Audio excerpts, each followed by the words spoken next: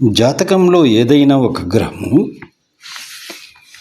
4 శుభవర్గులు పొందితే అంటే ఆ గ్రహము ఉచ్చలో ఉండి మరియు శుభగ్రహం చేత కలిసి ఉండి శుభగ్రహం చేత చూడబడుతూ ఉండి మిత్రరాశిలో ఉంటే 4 శుభవర్గుల్లో ఉంది అంటాం.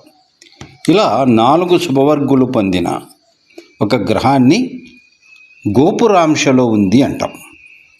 గోపురాంశలో ఉండే గ్రహము మనకు ఎటువంటి ఫలితాలు ఇస్తుంది అనేది తెలుసుకుందాం.